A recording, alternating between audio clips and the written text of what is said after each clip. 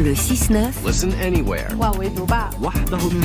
Sur France Inter. Géopolitique avec Gallagher Fenwick, bonjour. Bonjour Alice. Ce matin, Gallagher, vous vous étonnez du fait qu'une visite d'État qui se déroule certes loin de chez nous passe complètement sous nos radars. La scène, Alice, se déroule à 9000 km de Paris. Elle a pour toile de fond le magnifique temple de Lingyin, le temple de la retraite de l'âme. Nous sommes dans une province de l'Est de la Chine, dans un haut lieu de la culture bouddhiste, près de la baie de Hangzhou. Ce jour-là, il y a 2 visiteurs de marque. Écoutez l'accueil chaleureux que leur réserve la foule sur place.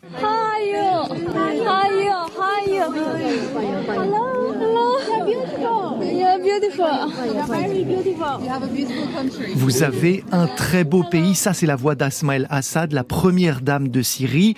Elle répond à une jeune femme qui vient de lui dire combien elle la trouve belle. À ses côtés, son époux Bachar el-Assad lance « Ni hao », bonjour en mandarin. Le dictateur a quitté Damas pour se rendre à la cérémonie d'ouverture des Jeux asiatiques. Un déplacement en grande pompe qui le sort un peu plus de l'isolement dans lequel il est plongé depuis 2011.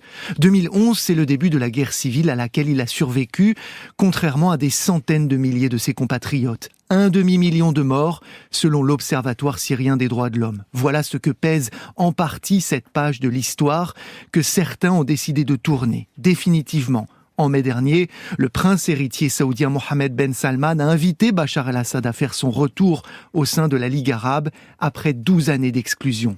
Cette fois, c'est un membre permanent du Conseil de sécurité de l'ONU, le président chinois Xi Jinping, qui lui déroule le tapis rouge. Et Gallagher, on comprend l'intérêt que Bachar el-Assad peut avoir à ce déplacement, mais qu'espère en tirer la Chine ? On voit mal ce qu'un dictateur qui a fait de son pays un véritable narco-État peut apporter à Pékin sur le plan économique. Le régime syrien tire aujourd'hui une large partie de ses revenus de la vente d'une drogue synthétique, le Captagon, qu'il écoule dans toute la région. Pas de quoi financer la reconstruction du pays ou attirer des grands investissements chinois. C'est sans doute sur le plan diplomatique que cette visite revêt un intérêt pour Xi Jinping, qui cherche à transformer un essai récent. En avril dernier, la diplomatie chinoise est parvenue à réunir l'Arabie Saoudite et l'Iran, qui ne se parlaient plus officiellement depuis des années. En invitant Bachar el-Assad, la Chine apparaît comme une puissance majeure au Moyen-Orient. De quoi bousculer un peu plus les Américains, qui ont longtemps régné en maître dans cette partie du monde, qui voit désormais débarquer un nouvel hégémon. Merci Gallagher Fenwick, c'était Géopolitique à suivre sur Inter, le grand entretien de la matinale.